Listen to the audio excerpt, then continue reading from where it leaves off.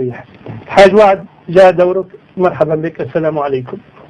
السلام عليكم ورحمة الله وبركاته. حييك وحي الضيوف الكرام، ونحن مقبلون على فتح قناة الديمقراطية. نعم. وهي من سلسلة قناة المستقلة، فنرجو الآن أن تمارس الديمقراطية قبل فتحها ويعطوني نقاط، لأن الأخوين طلباء أمور عديدة، منها يعطون $1,000,000 ومنها أرادوا سند صحيح في سبي معاوية بالاسترليني يا وعد. واضح؟ طيب بالاسترليني يا أخي انتظر، من أدب الحوار أنه تسمع، انتظر بعدني ما تكلمت. أولا في منهاج السنة النبوية المجلد رقم 7 ابن تيمية يقول كثير من الصحابة كانوا يسبون والتابعين يسبون علي ويلعنونه، في المجلد 7. لا لحظة بس، لا لحظة فقط، لحظة. هل هو يورد من جهة قالت ويعلق عليها؟ جميل. لا أبدا، لأنه هو لم يعيش تلك المرحلة. أبدا إقرار.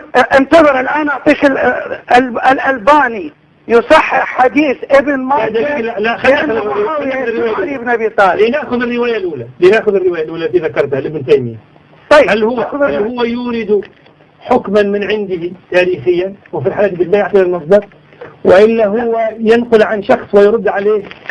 لا أبدا، هو يقرر مسألة ثابتة بالأدلة الصحيحة. نعم، يقرر مسألة ثابتة بالأدلة الصحيحة، وحديث ابن ماجه في سب معاوية لعلي صححه الألباني. لا لحظة، خلينا هذه واحدة.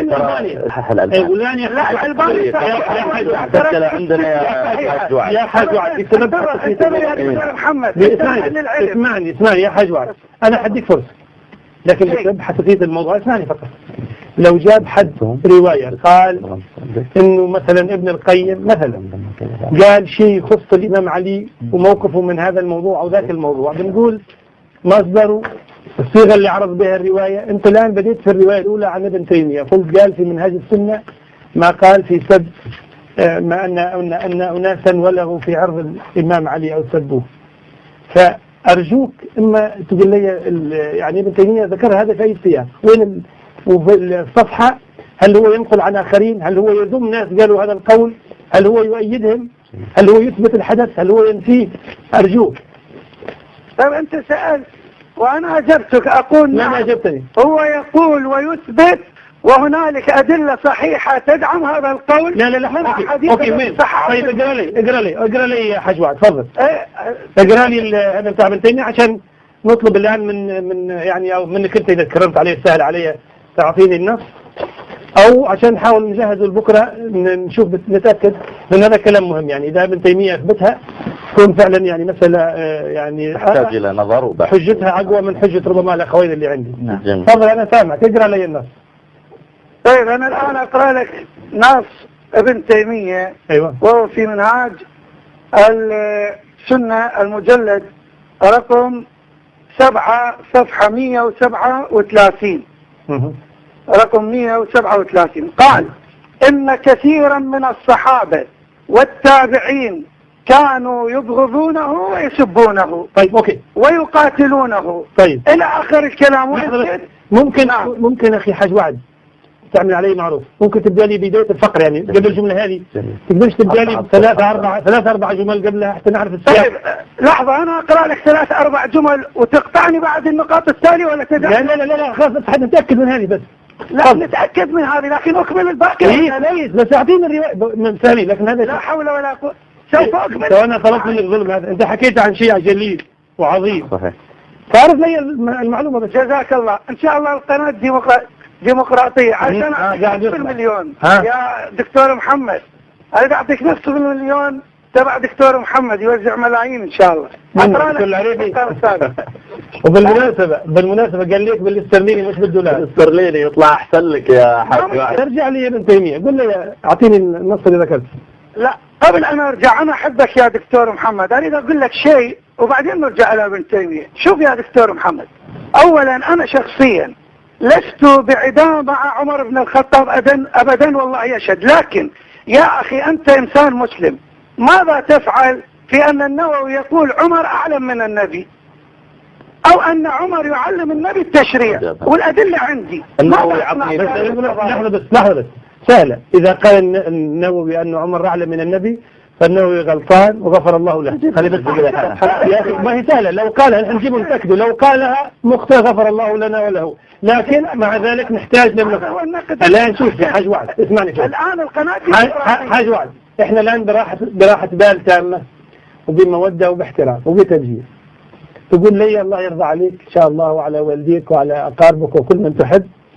الفقرة هذه كما وعدتني تعطيني قبلها بشوية سياقها كيف أنا بن تيمية حتى نعدها لحلقة الغد. طيب تأمر أمر. والآن إن شاء الله القناة ديمقراطية، واتفقت معي برحاب الصدر وبكل هدوء نخطئ النووي، وأيضا في البخاري قال لا حاشا والله ما قلت حاشا. قلت لك إن كان قالها هو ولا قالها محمد العريفي ولا قال الحاج وعد ولا قالها محمد الهاشمي ولا قالها أي حد قال إنه عمر بن الخطاب أعلم من النبي صلى الله عليه وسلم. خلينا نقول يا إخواننا بكرة نتأكد، لكن لو قال أحد منا فهو مخطئ وغفر الله له. ممكن نرجع لابن تيمية أو تعطينا المقطع بالنص حتى نبحث. أنا عاوز جزاك الله خير. هذا الأمر طيب إذا قال النووي أمام الجميع، قال النووي نخطئ. خلينا نرجع. أنت ليش لا لحظة حاج وعد استنى، انت والاخوان تستنوني في موضوع النووي ده حنيجي. طيب الامام النووي ان شاء الله ربنا يكرمه في علمه ويرفع مقامه في الدنيا في الاخره وتوفى يستغفر الحمد لله. انما السؤال الان عن ابن تيميه، ارجع لي الفقرتين اللي قبلها ولا الجملتين والثلاث. طيب يقول في المجلد 7 صفحة 137 وانا ارجع لك بفقرة كاملة وان شاء الله تعطيني وقت اتمم النقاط الباقية. قد اخبر ان الله قد اخبر انه سيجعل الذين امنوا وعملوا الصالحات ودا، وهذا وعد منه صادق، ومعلوم ان الله قد جعل الصحابة مودة في قلب كل مسلم، لا سيما الخلفاء رضي الله عنهم، لا سيما ابو بكر وعمر، فان عامة الصحابة والتابعين كانوا يودونهما وكانوا خير القرون، ولم يكن كذلك علي، فأن كثيرا من الصحابة والتابعين كانوا يبغضونه ويسبونه ويقاتلونه، وأبو بكر وعمر رضي الله عنهم قد أبغضهما وسبهما الرافضة والنصيرية والغالية والإسماعيلية، لكن معلوم أن الذين أحبوا دينك أفضل وأكثر إلى آخره. تريد أكمل الصفحة ما عندي مشكلة. طيب سؤال يا وعد لا من الذي قاتل علي؟ لا انتظر اعرف النقاش. اذا لحظه طيب اوكي انت تخاف من النقاش. لحظه حجوات لحظه.